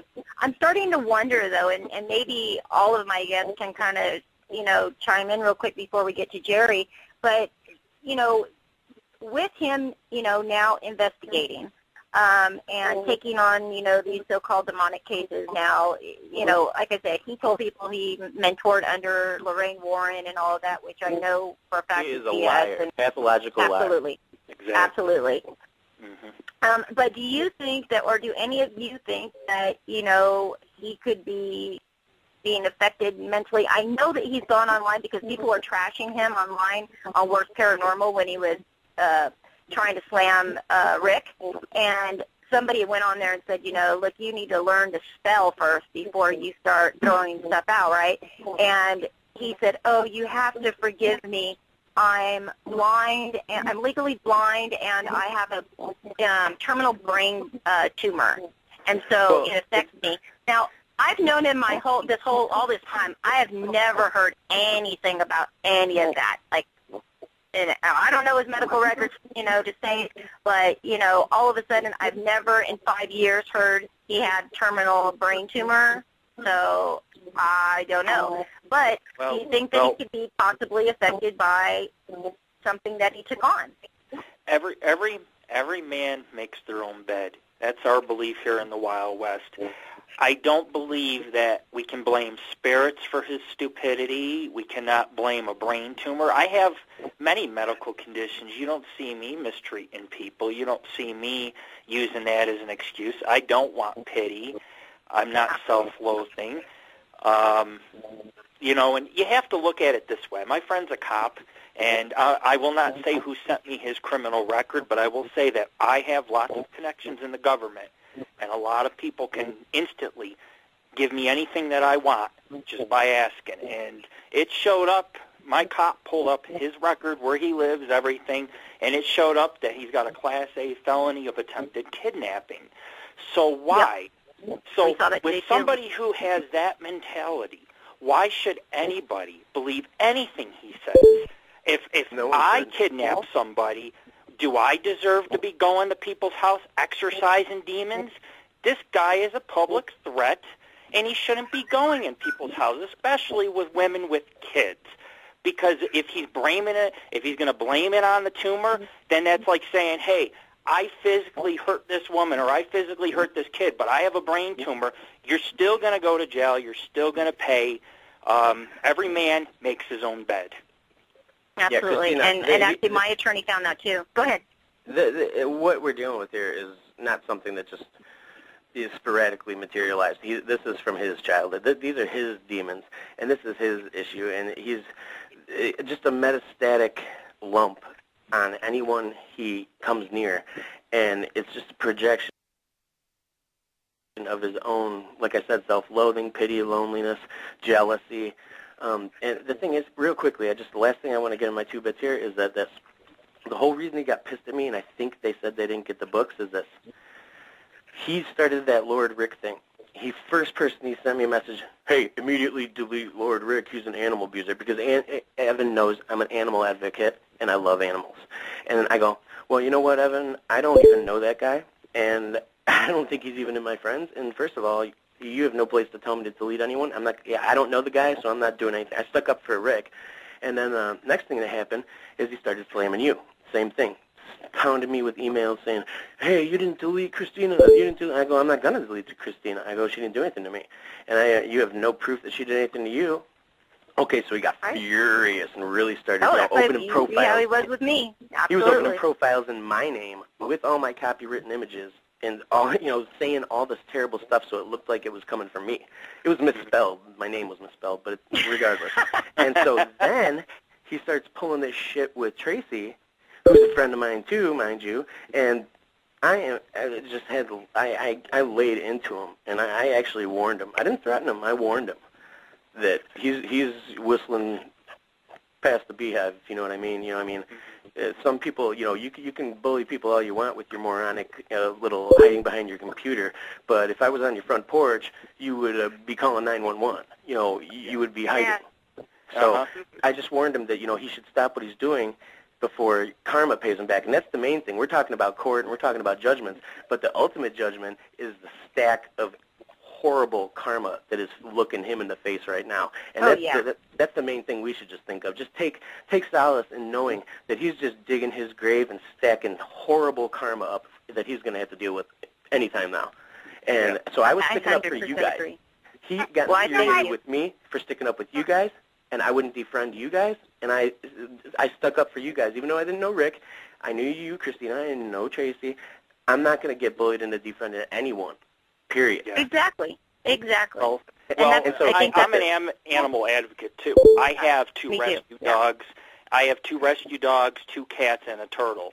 So, and on my site, we always post pictures of animals on our paranormal Bigfoot investigations. We film nature. So I think anything, with this individual, he will say whatever he can say to somebody to get that person to join his drama club. Because it's not a paranormal club, it's a drama club. Yeah. And so he'll tell you, I abuse animals, he'll tell someone else, I do drugs, and he'll tell the next paranormal group, I've molested children. And it's all lies. Well, that should be a good lesson for the listeners. Don't take anything anyone says at face value. Don't just believe anyone. And especially, look at them. If they carry themselves well, if they speak well, if they have credentials, if they, go look them up. You can look me up on Amazon. You can look me up anywhere. I'm a legit person. I'm a well-known person here in Chicago in the paranormal field and other fields. And I'm not about to have some psychotic twerp slander me. Like, I have web crawlers out that are specifically looking for anything that has my name in it, and it's all just getting downloaded and backed up, And so anything he slanders me on is going straight to the lawyers, And, I have no fear of anything or anyone, and I'm just saying I suggest you guys keep doing what you're doing. I thank you for having this show, too, and bonding together and sticking up for ourselves against someone who is clearly pathetic. And we're not going to succumb to any of this. No. Absolutely not. Amen. And I think this is a perfect time to bring my last guest in, because we only have about a half an hour left, and I want to get to my final story as well. Thanks for having me on. I'm sorry? Thanks for having me on. Oh, no, you can stay in because we'll probably talk to you or whatever. I mean, you can still stay on the line, not a problem. Jerry, are you there? Yes, I'm here. Hello. How you doing, Jerry? Hi, Jerry. I'm doing good. Yeah, I kind of figured I'd be able to tell my, I guess my run-in with Brett and all these guys, and real quick, my, with me, I guess it was just a short period with them, but you guys, I know you guys have gone through a lot, but here's with me. I mean, I'm just going to tell. I mean, Brett put out there on his video that, I was not that I blocked him and everything, and that is true. I did block him because, he was getting very offensive with other people, with you guys, and him and Evan were, and I got to tell you, I think that Brett's a good guy. I think that he has chosen the wrong person to be with or hang around with. Right. Right. I do. I think that that's where the problem lies, because Brett was a lot different, a while back, and then once he got with Evan, man, he started changing. I mean, his attitude and everything. So he was all about trying to destroy people's characters and wanting to go after certain people's personality. They're going after their, I guess, the paranormal. So I told him, I said, he's like, can you do a show with me? Blah blah blah. And I said, well, it's not that I would do a show with you. I don't have a problem with that because I was retiring of the paranormal. I said, the thing is that, I don't mind putting a show together with you, but we can't do what you're doing with Evan. I just can't do that. I cannot go out and try to attack somebody because you just say it. You gotta investigate this stuff. You can't just go off with your words and rant whatever you want to. You just don't do that. I mean, you can, but you can make an ass of yourself, Right, so, right. I told myself, I'm not going to do that, and he got upset, and then, of course, he got really irate with me of that, and basically got upset, and I blocked him. So before that, a week prior to that, let me just go back a little bit. A week prior to that, they invited me onto their show, and I did go on. They had 7 people in the chat room on the phone lines talking. It was so disorganized that I didn't even know what was going on. People asking me questions, I didn't even know if I was supposed to answer them or what, because it was so confusing. So he got mad. So Brett got mad at Evan because he didn't know how to run his show properly. So he told Evan that he's going to quit, and then all of a sudden Evan contacts me by Facebook, says, oh, hey, guess what? I'm going to, I hate him, and F this and F that, and I'm going to go after him and everything else. And then, Brett's on the opposite end going, I'm going to do that too. I'm going to go against him and put videos out. And then all of a sudden, the next day, they became like buddies again. It was like nothing ever happened. And then they started blaming it on everybody else. And it was like, are you guys for real?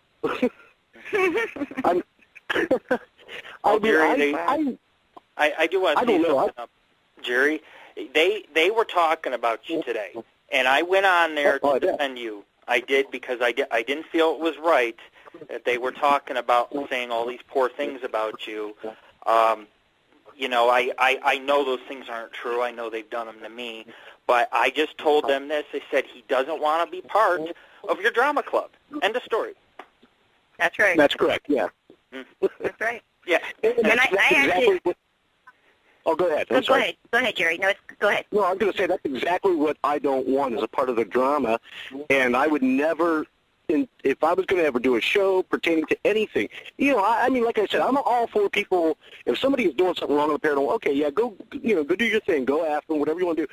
But if it's something that you're making up or something that you are just don't have no evidence or nothing on, then you're doing the wrong thing. You're doing it in the wrong way, and I will not support anybody like that.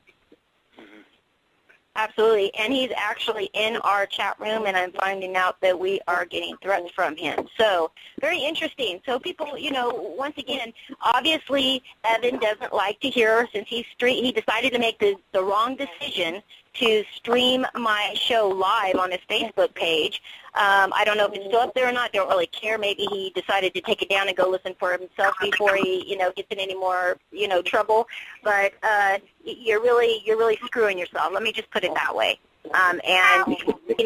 As I said, it's one thing of having, going out and attacking one person and then they won't say anything, and there's many out there that didn't. They're very new to the field, and I understand where they're coming from. They're just hoping that he'll just go away, but he's not. You can't.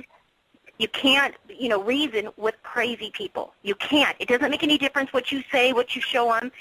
I'm going to post my messages that I, had read to everybody on air, and I'm going to post them on my pages because I want people to see that this is true. There's nothing that I'm reading or saying is made up. I have everything to back it up, and I've been doing this long enough and dealing with some of the best haters out there that know what they're doing that he doesn't have a clue, and he's going to end up in a whole lot of trouble. He said, "Oh, FBI, they're wasting their time. You're wasting the government's time." Oh, no, I'm not. Please believe, because what I'm told from my attorney is that once one person goes in there, it's in the database. But if you have multiple people going and putting their stuff in there about the same person, that name gets flagged. And then so my friend may not have any assets, but you sure might get, a knock on your door from the FBI or from the police department. Because, as I said, you picked the wrong people to go after. You need to make sure you have the right evidence. And the fact that you threatened and said you would do anything to anybody that, betrays you, and you won't stop until you have retaliation, that tells everything about you and what's behind what you're doing. I do want to say, Jerry, that I appreciate it too, because a lot of us, once again, although we were all, we know each other on Facebook or whatever, as I said, other than till just recently, like that was the first time when all this stuff happened in November or in September with Lord Rick. That was the first time I had ever spoken to him, even though I'd been friends with him for a while. And the thing is with that many friends on your Facebook page, you don't know who half of them are. I know that, I've still got fake profiles of Evans in my as well, but I really don't even care anymore. It's like he's bringing me so many people that contact me every day, and I mean literally every day I get messages from mutual friends saying he's gone, he's lost it. They're seeing every day him disintegrate, and so I know it's getting to him. I mean, one day he's going to quit. He's out of the business. He's out of radio. He can't take it no more. All the haters are too much. And then the next day it's like, somebody gives him a pep talk, and he goes back and he reactivates his account, and, "No, I'm back, and I'm not going to let anybody push me around." I'm like, save the drama. Like, nobody cares anymore. And the fact that every week there's another person, it only shows that, this is a personal vendetta, people. It has nothing to do with, we're hurting anybody in the paranormal field or anything like that. And the fact that you, Jerry, you didn't know me, but you contacted me, and said, "Hey, I'm hearing this stuff going on, and, about, these figurines, and that you're, a client, and they want me to do a show, and, thankfully, you're somebody that, like with others, we know how this field goes. We know that one day somebody will be your friend, the next day they'll be making shit up about you and posting it everywhere. So, you have to be careful what you go out. Now, you see how they run stuff, so at least you had enough common decency to say, let me do a little bit of research.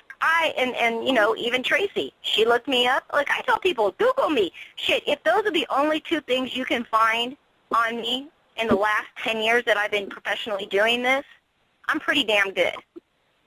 And, I mean, it's like I even looked at one of my friends said, "Christina, you got to stop taking this shit so serious, and taking it to heart. Look up anybody that you think, wouldn't have anybody that would say anything bad about him, right?" And so I really couldn't think of anybody. And then I said, I looked up, like, Mother Teresa, right? And even she had haters. So, it's like there's no way you're not going to have people who hate on you and, make stuff up about you or, things like that. But I really appreciate that not only did you have enough decency to, check with me and see what was really going on. And you didn't just take what I said. I sent you stuff. I sent you the information. I gave you everything. And then it kind of, like you said, it kind of all made sense, that there's like an eighth of the story in there that he puts out that is true. But then there's a whole lot that is not. So, that's where we run into the problems. But thank you. I know that standing up for me and for others, that he wanted to trash on the show, that, you finding out that this stuff wasn't true yourself and taking a stand you yourself knew you were going to become a target as well. And just in, as we all know, we were in another video this morning. I woke up to, 6 different messages saying, oh, there's a new video out about you. And I'm like, great, okay, let me hear this one. And, it's like they're all from Brett because, we all know Evan's not smart enough to do the video himself. But still, I just think that, I agree with we all agree that we just think Brett's being used, and he's seen himself the other side of Evan. Maybe he just doesn't want to be on the receiving end of it. I don't really think that. Like, I really think that he thinks that Evan is his friend and that he's protecting him. So I really hope that he's listening tonight, because there are many people in his camp that are very, very close in his circles that have been sending me plenty of stuff. So no matter how much he thinks he's covert, he's not. So I want to thank you. Now, just for a second, I just want to go into this whole haunted figurine situation real quick, and then we will take any questions or anything else from anybody else in chat. So there was a situation a year ago. I had a client who had contacted me. They were having some very, she was saying that a UFO had come to the house, that the family had been abducted, they were having sleep paralysis, they missing time, and now they were having paranormal activity. And so I was brought through another organization to go and try to help this family, because they said, well, we do UFO stuff, but we don't do paranormal stuff. But we have somebody we know who does both, and she's a psychic. So I went up there, and right away when I went in there, the first thing that I saw on the property as I walked up was American Indians, and it looked like settlers, because I could see like horse-drawn buggies and carriages and stuff like that, the wagons, and there were bodies everywhere. And so, mind you, I'm walking up there, and they live up in Chico, California, and I just kind of looking around. I'm not saying anything to anybody, but I walk in the house, and right away I start picking up a whole lot of stuff, a lot of stuff. And one of the things was that I asked the client, she had a mishmash of all different types of different things. She had like tiki masks that she had made into lamps, and she had dream catchers, and she's Christian, so she had crosses on the walls, and then she had artifacts and all these weird different things, right? So I asked her if she, by chance, the 2 things I was seeing was 2 articles that she had brought into the house that were either gotten at a thrift store or she was given or something, and everything that I hit on, she was just flabbergasted that I was getting all this stuff.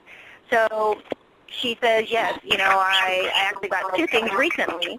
My sister gave me a little statue that had been in her storage for a long time, and then the other one was, she said she went to a thrift store. When she got to the thrift store, this thing hadn't even been checked in yet, but she said she immediately felt attracted to it, had to buy it. She didn't care what it would cost. It was a thrift store, so it was only a couple bucks. She got it, and she left.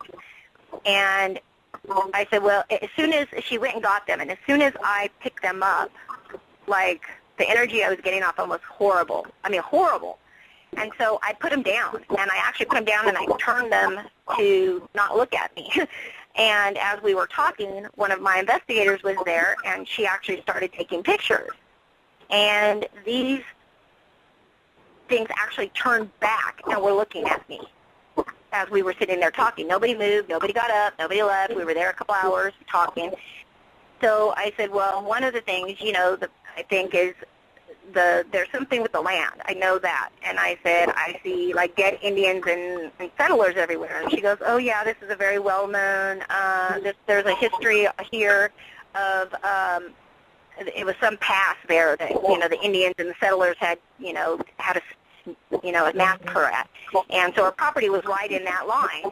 And so, and I said, and the other thing is all this mismatch of all these different tribal things. I said, you should get rid of those. But because the artifact had turned, and what I was getting from them, I was concerned with those. And as soon as I told her that she should get rid of them, she started crying. And I'm like, why are you crying? And she goes, I don't know. They're so ugly. I don't even know why I feel this way. And to me, and this is just my personal opinion, you know, that she was being affected by a lot of the negative energy that was in the house and in these artifacts. So I said, well, we don't know the history on these things. Why don't you go and take them and see if you can find out what they are, you know, and then we'll know what to do with them, because everything has a different way you got to deal with it. So she went and she said she took it to one of her friends near her, and that he was a retired professor at the university, and that he told her that they were ancient tribal artifacts, and that they were like for gods of possession, and that they did like sacrifices with these things, stuff like that. And I said, well, and she said, I said, well, you should get rid of them. And she goes, well, the only thing is he told me that they're very valuable and they could be worth up to $65,000. And she said, so we're going to try to sell them. Now, anybody in this field, I've got a lot of flack about people saying, you know, oh, haunted items and stuff like that. I don't care what anybody thinks. I gave my opinion of what I got. That's all I did. So I went and I said, well, I would not advise you selling these things. You know, if there is something, just like with the divot box or anything else, if there is something dark there and you sell that, you know, you can have issues as well as the person who buys it. So everything was okay for a while. She kept it, and then I started getting, you know, hundreds of emails and messages stating that, you know, things were getting worse, that her daughter had been pulled out of bed and yanked up a wall, and all these horrible things. This red-eyed creature had come and everything, and so she begged me to come and take these from her house. So I went up with my team, and I told her to, you know, either bury them or get them out of the house. And so she did that, and she said it was better, but there was still stuff going on. And so I took them, and she wanted to see, she said, do you think that, you know, you could get them put in a museum or something until I figure out what I want to do with them, or if I can find a buyer? And I said, I'll try. But I didn't want to be responsible for them. So I said, let's sign a paper so I can give it to UC Davis, because she wanted them to be given on loan. I said, I will take them over, but I don't want to be the middleman or responsible for them. So they said, okay. We signed a paper saying that, you know, they go on loan with UC Davis for a year and then be returned. And I signed that and gave it to them. And I went back. That was on a Saturday. On Monday, the following Monday, I went over to UC Davis, and I was told that they, first of all, do not take anything in on loan. You can, you know, donate it or any of those kind of things, but they don't take things on loan. The other thing is that they wouldn't even take it if I gave it to them, because there is no verification or validation that these things are worth anything. So on Monday I called her back and I said, look, this is what's going on. You know, I can bring them up to you next time we come. And she said, I don't want them back. Like, it's finally starting to calm down here. I don't want them. You know, I've been trying to sell them. There's nobody that will buy them without having testing done, and the testing is over $1,500. We don't have any money like that. And the fact that two of them are from two different places, there was very little chance these were actually from the same tribe or, you know, anything like that. One we found, we think came from across the Himalayas, and one is from South America. So, but I actually took pictures of them and put them up on my website and on my Facebook page to see if anybody else maybe knew anything about them, and nobody knew anything. Nobody. So all this time kind of goes, and now it's a year later, and they've done finally all this stuff. Oh, actually, I'm sorry. Right before that, she started calling me again, and she's like, when can you get up here? I need you soon. And I'm like, what's going on? And she's like, we're seeing this creature, and now my husband is acting very bizarre. He is very paranoid. He is sitting up in a rocking chair in the dark all night with a loaded shotgun. And she's like, I am scared for the safety of us. So once again, now she lives like 4 hours away from me. So once again, I'm getting ready to pack up my team. We set up a date, and the day that we were supposed to go up there, or like a couple days before, I talked to her, and I said, I can't find anywhere to take these, but I'm thinking about, I talked to John Zappis, and he is willing to take them and put them in the museum, and he promised that they wouldn't be sold or anything like that. And so she said, that's great.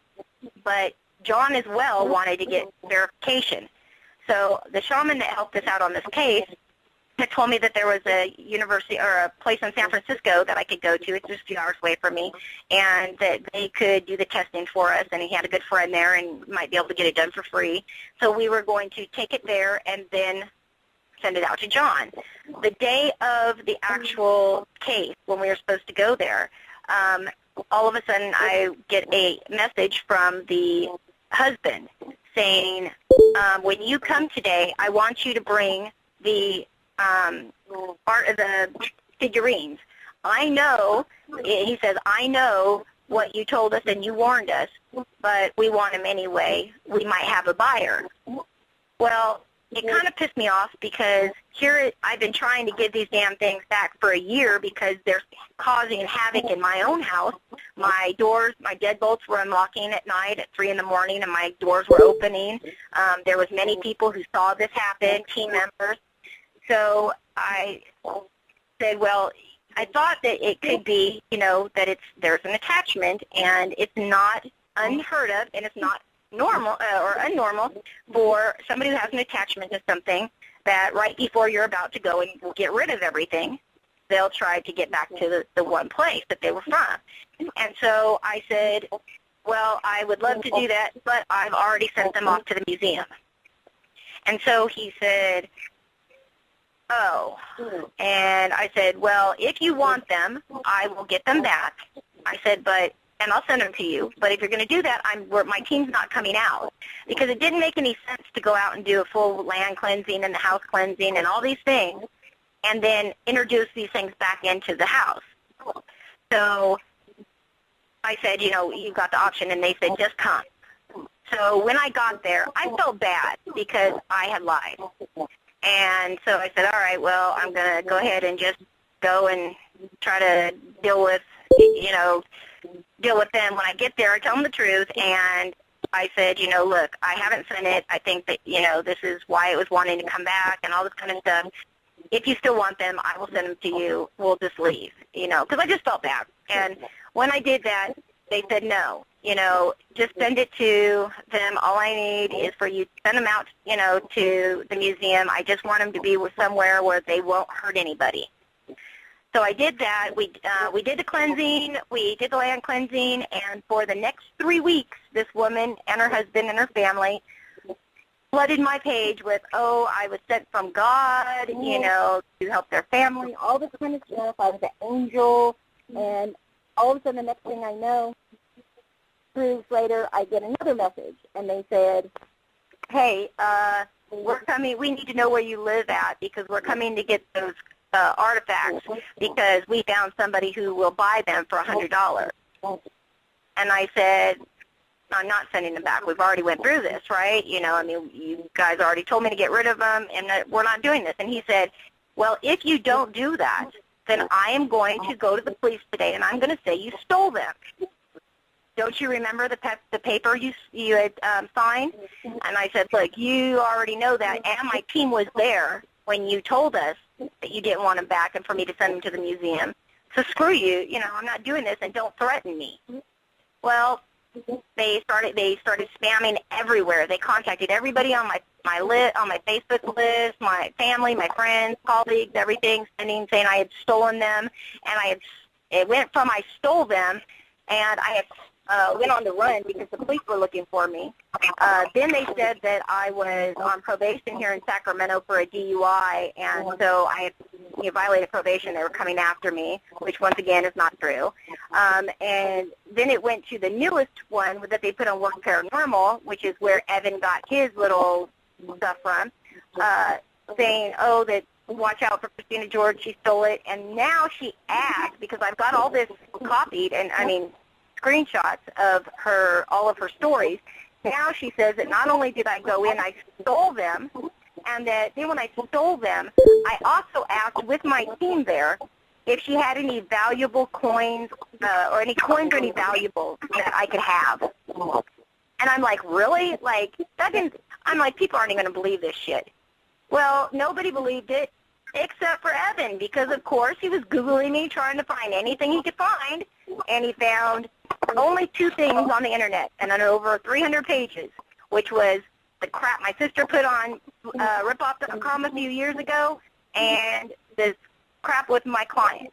And so I talked to the police department. The police department said the same thing. There's nothing to prove how much they're worth. None of this, is a small claims, issue. They won't get them back. If they could prove how much they're worth, maybe they could get, a judgment, but that's it. And he said, I will call her and see if she'll give it back, but, all I can do is try. So I did. So he did. I explained everything, sent him over 600 messages and emails from her of all the stuff she had said to validate everything, and they dropped it. There was nothing they could do. But Evan grabbed onto it and ran with it. And so now he's saying that, he's bringing the client and my sister on his show to slam me. Go for it. Go for it, because I will sue the hell out of all 3 of you. That would be my dream. But so that's the story. But we only got 5 minutes left, so I guess I've got Riley Black on the line. So Tiff, if we can put her through real quick, and we've got Stephen Black. So we're going to try to get a couple people real quick in here, but we only have 4 minutes left. So Riley, are you there? Yeah. Hi, everybody. How you doing? Good. How are you? Thanks for calling. Great, thank you. I just want to say that I have a radio show, too, called Club Para, the Para Lounge, on Friday nights on Blog Talk, and I just did a show about parabullies in the field, and no, I didn't drop any names. I'm sure that the message got across and how I feel about this. It's so high schoolish that people have to resort to putting up videos and stuff like that to get back at someone else. When they can't do that in person or say or they feel in person, they're going to attack them on the cyber net. It's crap, and I think we could get more things accomplished in this field if we would just stop the hate already. It's just enough is enough, and Stephen's got something to say. People like that are acting very childish. They need to grow up or get out, because there's no room for that bullshit. It pisses me off when I see this, and, if someone like myself, I don't start any bullshit, and I don't take any bullshit. Right. If I bump into this guy, he's in trouble. That's all I'm going to say. And I appreciate all the support from everybody. I truly do. I mean, I will tell you that this show has been the record breaker. And I sent this out to probably over 50,000 people between all the social media places that I put it out to. So it really went out there. And I so thank you for your support. And for the people who didn't know anything about this or didn't know what sides to take, I hope this gives you a better idea of what's really going on out there. I know it's hard to know. There's so much drama in the paranormal field. And now Evan got another show that, he's trying to now call people out in the paranormal, which absolutely, completely, that's just a childish way of looking at things. That's just a childish way of looking at things in the paranormal, because he wants to point the finger at people who are doing this or doing that to better their lives, because he can't seem to get out of his mother's basement with his computer. I do not like this man, and, he attacks Tracy and Dave, which they're family to me. They might not be blood, but they are family to me.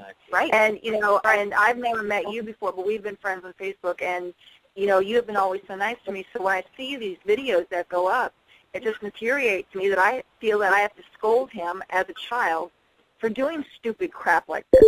And he can come after me, and he can attack me all he wants to. It doesn't matter. It doesn't matter, because all I have to do is just shut my computer screen down. Go ahead, attack her. There is nothing out there. I'll be waiting. Stop it. There's nothing out there in the field that anybody could say negative about me and Stephen's evidence as we collected as paranormal investigators. They might say shit about our modeling pictures, and that's okay. I don't care. But they can't say anything about what we've accomplished in the paranormal field, because we don't go out and attack people. I might call somebody out, like I did Evan, and I will do again, because you don't speak like that to women. You don't curse them out like that and act like a child. You know what I'm saying? Well, thank you so much. And I really appreciate it. I don't want to cut you off, but it's just that we only have like a few seconds left, and I just want to let everybody know. Go. Good night, everybody. Thank you for letting me rant. No problem. Thank you so much, Riley, for calling, and Stephen, you too. Thank you so much, everybody. I so appreciate, and every one of my guests. You guys rock, and I'm telling you, this is the way. He just finally has just bitten off more he can chew. He's stung people that will sting back. And I hope that everybody enjoyed this show tonight, and we're out. See you next week. Thanks, everybody. Good